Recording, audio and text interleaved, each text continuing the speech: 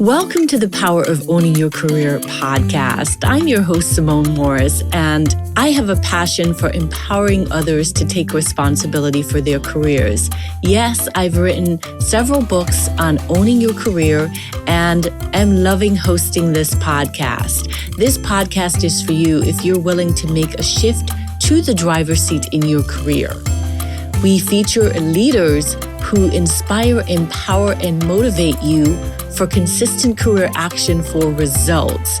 Please continue to join us every Sunday when a new episode is released. Let's get into this week's show.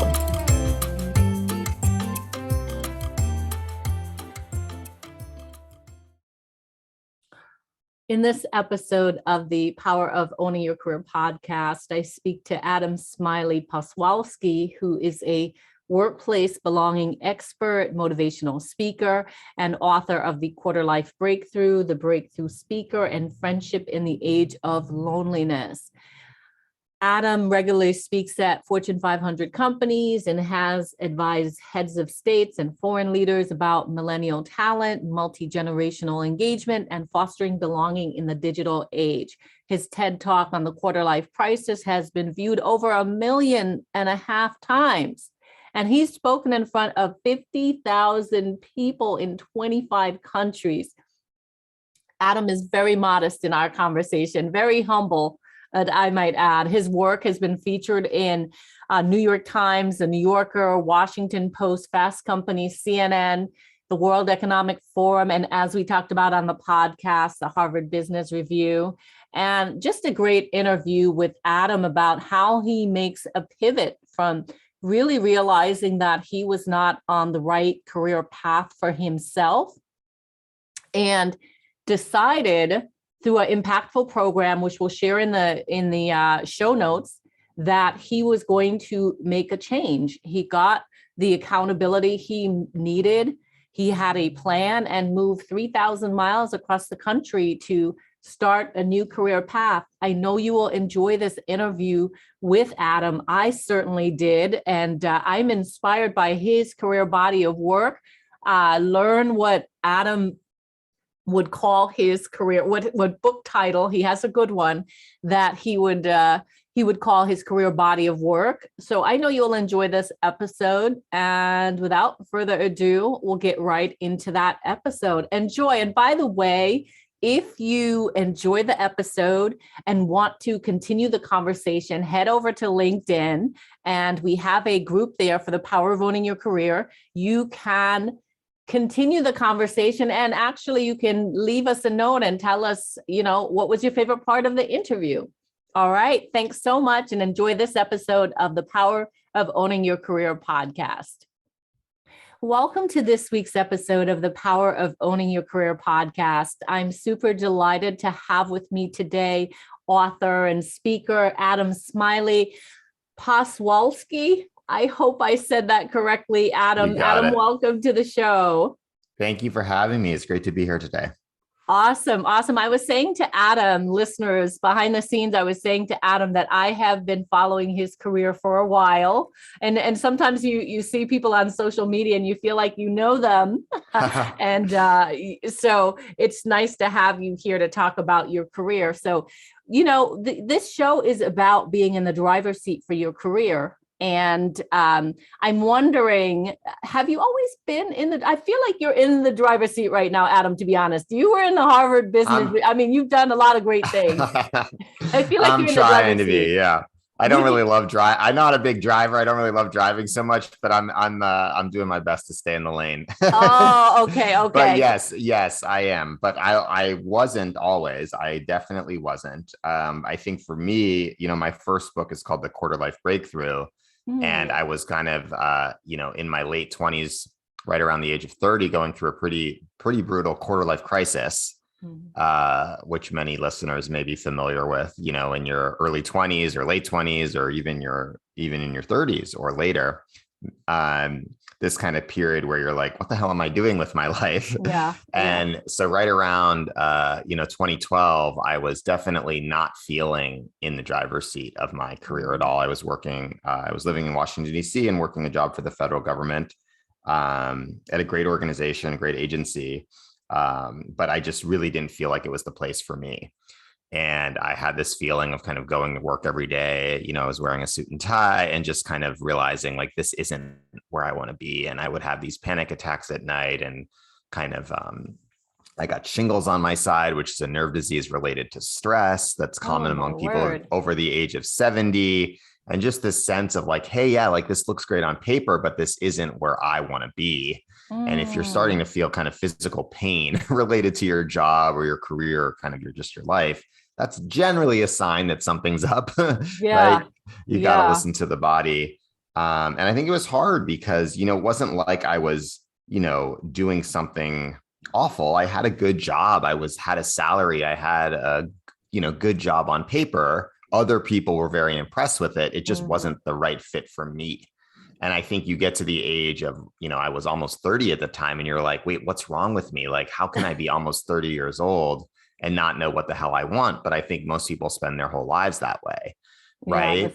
And so it was the kind of first moment where I was like, oh, wow, I am in the passenger seat. Like I'm not, this is maybe somebody else's, perfect job or somebody else's career path, but it's not mine. And maybe I've gotten to this point somehow, even as someone who I would consider myself like, a motivated, smart person. And I haven't reflected or been intentional about what I really want out of my career as an adult. Right. I've kind of just kind of just gone with the flow and fallen into things. And there was this moment where a buddy of mine asked me, why would you be doing anything less than reaching your full potential in your life? Oh, that's and a powerful question. Very simple question, right? But I was like, yeah, why else would I be doing anything less than reaching my full potential in my life? It wasn't like I was, wasting time watching TV or, drinking all day long. Had a job, but I wasn't reaching my full potential. Right. This sense of like, there's something else out there for me. I'm meant to be doing something different. Like I'm not energized. Like I'm not really, really stoked to be here. And so that was kind of the beginning of what I would call like my quarter life breakthrough, which is this kind of period where I was like, you know what, I'm not going to do this anymore. I wanted to move to California. I wanted to do more writing. I wanted to be a more creative person. And I kind of left that job working in government, moved 3,000 miles across the country and started this whole new path as an author, speaker, community builder. And it wasn't to say that everything has been, rosy, hunky-dory since I left. There's been a lot of bumps. There's been a lot of challenges. It's really hard to run your own business, as anyone out there listening knows. But it was by far the best decision I ever made in my career and my life to just be in more alignment with what I wanted and to kind of trust that if I'm going after something that's deeply meaningful to me and deeply purpose-driven to me, not other people, right? Not your boss, not your friends, not people on Facebook or Instagram, Twitter, whatever, not your parents, but you, like that's all we have. And it's really important to listen to that as kind of that North Star, that light to guide you. And that was, what allowed me now, to do all the work that I'm doing. And, 3-4 books later, here I am. Now, I'm not going to say it was like snap of the fingers. I've worked my ass off to get to where I am. I've worked really hard. It's been, it's been not been easy. And there's even still today bumps and it's hard to work for yourself. Well, you said a lot of great things, Adam. So let me jump in here because I want to respond to some of what you have been saying. Number one is we have to listen to the road signs or the signs along the way, because if you don't listen, the message keeps coming back to you till you're so uncomfortable that you're like, I have to make this change. I can't ignore this anymore. So it sounds like it got to the point where you had to make that change for yourself. And so what are some of the resources, or what affirmations, what did you say to yourself? Because I think so many people are wanting to take that big leap, but because of good benefits, other people doing the right thing, I would say right thing in quotes, they stay in it miserable. And there are some of us out there who are like, I can't, I have to break free. Right. And I just want to make it clear, like having a job is not a bad thing. There are so many amazing organizations and companies out there. There's so many places to work. The point is finding a place that you actually want to work and where you're, I think the big thing I would say is, are you allowed to share your gifts? Right? Like, are you fully kind of actualized at work? Like, are you fully seen and heard for who you are? And if that is the case, awesome. If it's not, then maybe there's, when the time is right, you need to kind of think about making a move. So for me, I would say like one mantra for me is like, you're not in this alone. Right. So I think often there's so much in the industry around self-care, self-help, like, like you're on your own, like make it happen. It's like, I don't know how that really works. I don't know any cool project, cool book that gets made alone. I don't know a business that gets built alone. You can't build an event by yourself. Like anything worth doing in this life requires other people. So I would say like, find your people, find your community as one of the biggest things. It's not kind of what people normally think when they think of career. So much of it is like, here's a 500-page book and do all these reflections and homework and your resume and your cover letter, your value statement, all your skills and talents. Yeah, that stuff's important. You need to do some of that work. But a lot of it is finding other people that share your values and that are going to believe in you, like finding your believers, right? Because I couldn't have gotten to where I am without other folks along the way. And really that program where I mentioned that guy who asked me, am I reaching my full potential? I went to this thing called Starting Block. It's the Starting Block Institute for Social Innovation, brings together a lot of social entrepreneurs, activists, young people that are interested in meaningful work and doing meaningful work and business for good. And that's where I met believers. I met people that were like, wait, Smiley, if you want to do something different with your career, you have to do that. Who the hell is going to do it if you don't do it? And basically what they were giving me was accountability. The accountability to say, hey, you said you were unhappy. Are you going to quit your job? Like, how are you going to write the book? Like, are you going to do the Kickstarter campaign? Are you going to self-publish? Are you putting yourself out there? And they really supported me. Like I went in front of that room and told people, hey, I want to do more writing. I want to move to California and start my own career as an author and a speaker. And people were like, cool, let me introduce you to this person and this person and this person. And that was really the only way, this started to happen. And having those kind of people in my corner was huge. So I think that, the first step is really getting people into your corner. And finding those other people that are going to be there, not just in the beginning, but like along the way. Yeah, you mentioned finding your tribe. Can you give our listeners some tangibles on how you go about finding your tribe? And I'm wondering if you had to ask for any of these things, or people if you find your tribe, they will want to help you, because sometimes you've got to ask. Totally. So yeah, I mean, I think that in terms of where, it's kind of the places that you would naturally want to be spending your time. So where the places that you feel safe, where you feel excited to be, maybe that's a community of other people doing similar work. Maybe that's another community of artists or designers or community builders or activists or online group you're a part of, any type of community, online or in person, where people share similar interests, values, ideas. That's the spot. I mean, I think what we're trying to do kind of is, if you think about like an environment in college, there's all of these kind of little mini communities where people are like, oh, we're this meetup group, or we're doing this thing, or we're putting on this event. Trying to find that as an adult is much harder, but those people are out there. And then I think, yeah, you can't just assume that people want to help you, but you have to make the ask. You definitely have to put yourself out there. I talk about that in all my work, the power of making the ask, and really like saying, even to a stranger, hey, this is what I'm interested in. This is what I'm trying to do. Here's where I'm trying to get. Like, how can you support me? And how can I support you? Right. And I think if you're leading with how can I support other people, other people are going to want to support you too.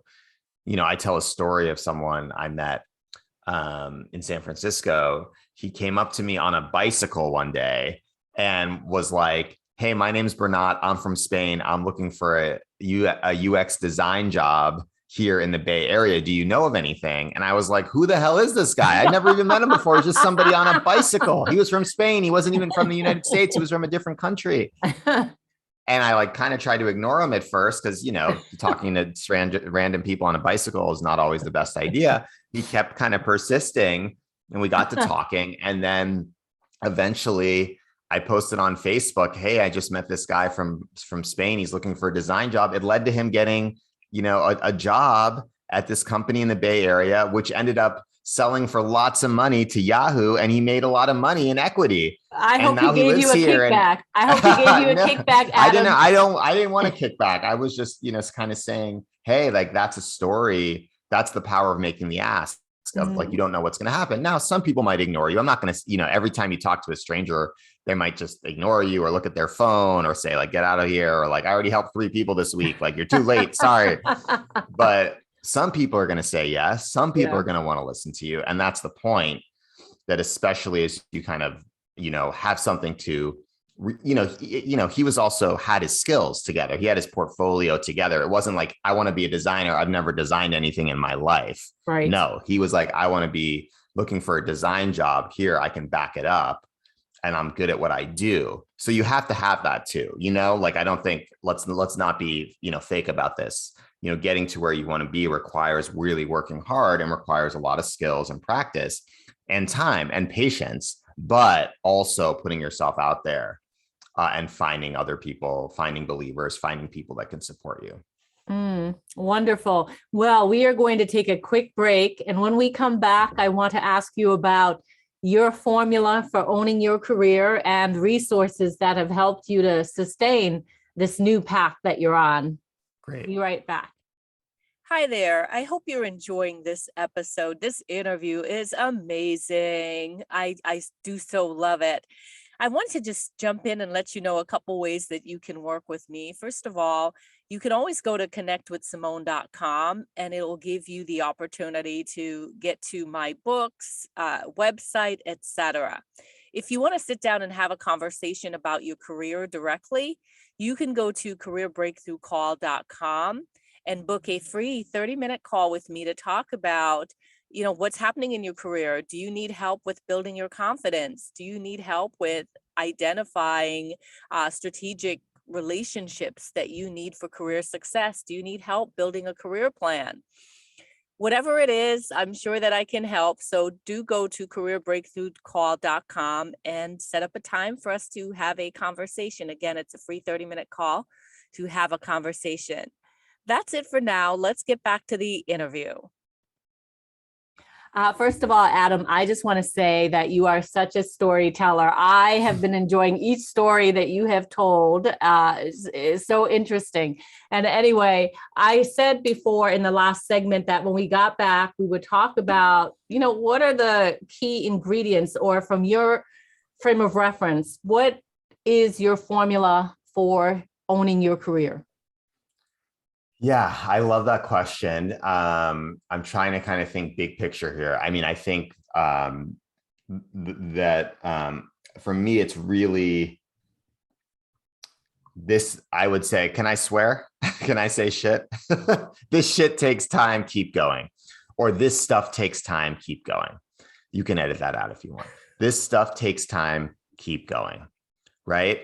And that's, usually everyone's going to say like, I think that's really important, because doing, when we're talking about, I'm all about meaningful work. So it's not just work, it's meaningful work. That could be meaningful to you, meaningful to other people, but it's something greater than yourself, right? Mm-hmm. It's making the world a better place. It's creating impact. It's creating more opportunities for other people. Mm-hmm. It's making people happier, or making the world change in a positive way. Solving some of the big social issues that we're all facing right now. That's meaningful work. Now, the cool thing about meaningful work is that it makes you feel amazing, right? It's what allows us to live like purposeful lives. That's what everyone's looking for, is more meaning. But the other thing is it takes time, right? You can't swipe right to find it. You can't just click a button and say like, oh, I got a job, or I found this, like I found, an Uber or a date or the DoorDash delivery, right? It takes time. And I think that that's something that we don't talk about when it comes to owning your career, because everyone wants to make it all seem all rosy and easy. But I like to kind of focus on the time piece, because that can be actually quite liberating in a way, because you're not trying to be an overnight success. You understand that it's a journey, not the destination. Mm. Even where I am right now, I've been, working for myself for 10 years now almost. I've written, 4 books. I do public speaking. I'm working on a next book. I got to get the book deal for that project. I got to get the gig and close the contract and the phone call tomorrow, right? These are things, there's still mountains to climb. And if I'm just always trying to get farther and farther up the mountain, I'm not enjoying it and I'm not probably doing very meaningful work. So I kind of say, hey, this stuff takes time.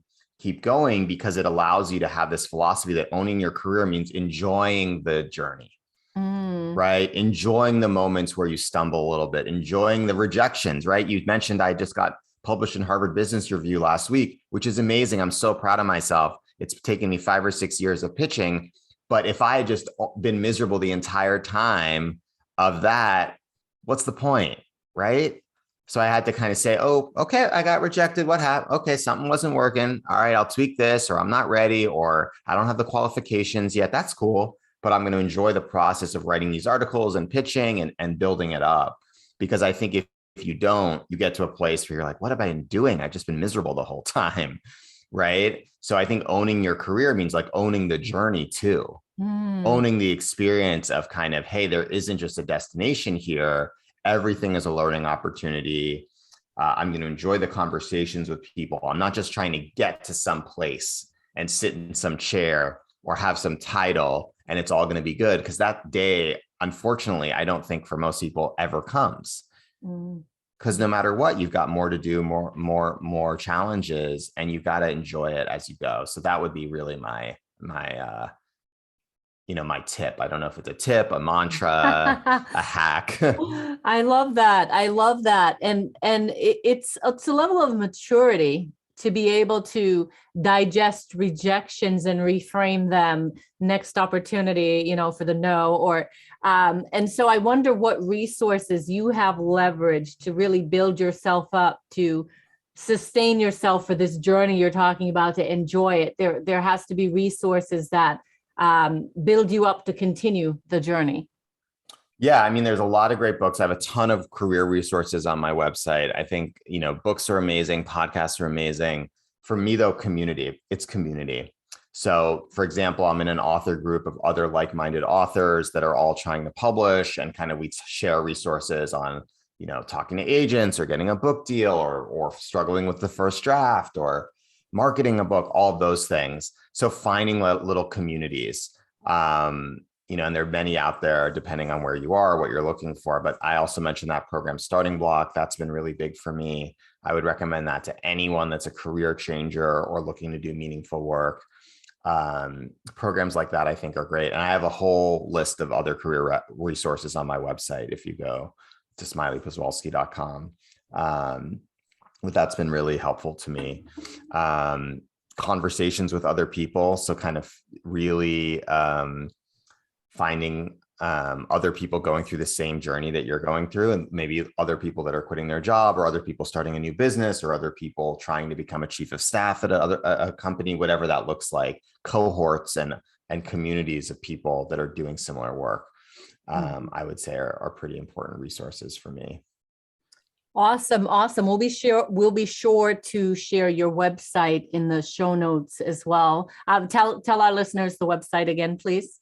Smileyposwolsky.com. And at the bottom, there's a link for career resources. Okay. I'm sure you've got a ton of resources because you're doing the work, and you have to do the work to move in the direction to the path that is meaningful for you. How do you embrace or see risk?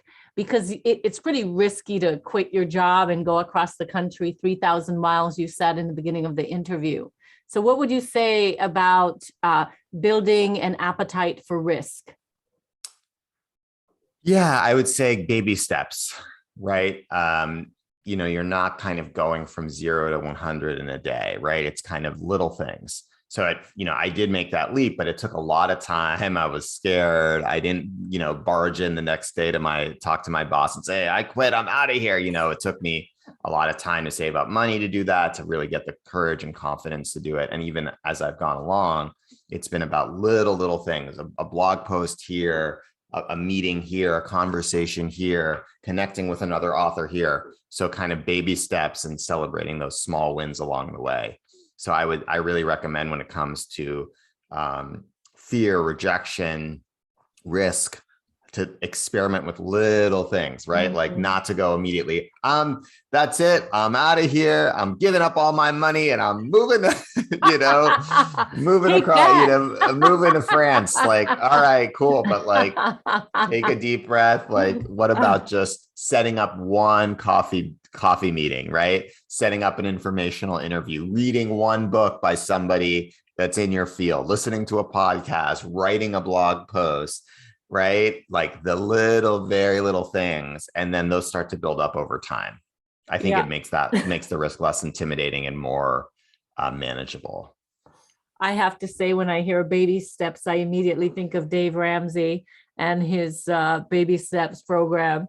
But yeah, it's that crawl before you walk. And I love that advice to keep, it feels like you need to have a plan. And I believe this, I talk about this a lot on the podcast, is having a strategic plan of, your roadmap, your moves that you're going to take. And that ties into what you're saying about baby steps. Plan out what you want to do for the shift. Did you do any of that? Put it down on paper and say, all right, this is my plan. This is my date. This is what I need to do, and then track it. Yeah, I think a little bit. I think, make plans, but expect them to change. But I think more just breaking down the big moves into little chunks, I think is key. Because, the date might change, but the point is, you're headed in that direction. And have people to fall back on when you're struggling, right? Like have those people to call, have those people in your corner. That I think is essential, because you can't do this alone. I wonder, because you've said that a couple of times, you can't do this alone. So I'll ask, because you've said you've written 4 books. And as you think about your career body of work in its entirety, if you were to title that at this point in time, what do you think the title of that book would be? Great question. Thank you. That's a great question. I'd say one of them would be You Can't Do This Alone. I would say one of maybe Look Out for Your People, something like that. Because my book, so I did a book about, finding meaning in your career called The Quarter Life Breakthrough. I wrote 2 versions of that book. I wrote a book called The Breakthrough Speaker, which was all about building a public speaking career, a storytelling career. And then my most recent book is called Friendship in the Age of Loneliness, which is all about the power of human connection in the digital age and spending more time with your friends and your community and your people. So I think that the through line, although they're very different projects, it's really all about getting closer to who you are and showing up for the people in your life would probably be the main through line there. Is there a You Can't Do It Alone book coming? Maybe. That's a great title. You Can't Do It Alone. That's awesome, Adam. You've shared so many valuable gems on the podcast. We really appreciate you dropping by. Now, did the latest book around friendship, did that come as a result of the times that we're living in? I actually pitched that idea and had written the majority of the book prior to the pandemic, and then had to, go back and rethink it a little bit. But yeah, it really still, it's about kind of the power of human connection in person, and of course, virtually too. But no, I had that idea kind of actually before 2020, which kind of shows that loneliness was a really big problem and still is. Prior to the pandemic, it's only gotten worse, actually, in terms of how much people miss their friends and miss spending more time with people. So it was really interesting timing. Well, we look forward to checking out all 4 of your books. We want to thank you so much, or I want to thank you. I'm saying we on behalf of the audience as well, thanking you for sharing your gems on this show. Any parting words? No, I think we got it. Yeah. Yeah, we can't do it alone, and we got it. I love that. We got it. So thank you, Adam, for being a part of the show. You're welcome. Thanks for having me. I sincerely hope that you enjoyed this week's empowering career story on the podcast. If you did, I'm going to ask you to do me a favor. Wherever you listen to the podcast, be sure that you are subscribing and that you rate and review the podcast. It's so important as we continue to spread the word of career empowerment. In addition, you can head over to the LinkedIn platform and join the Power of Owning Your Career discussion group. There you can have access to the guests who have been on the podcast, as well as others listening to the podcast, as well as myself, where we can continue the conversation. I hope to see you on that platform. You can also email me at pooyc@simonemorris.com if you have a suggestion for guest or a message that you want me to hear personally. Thanks so much, and make it an inspiring, empowering week in your career.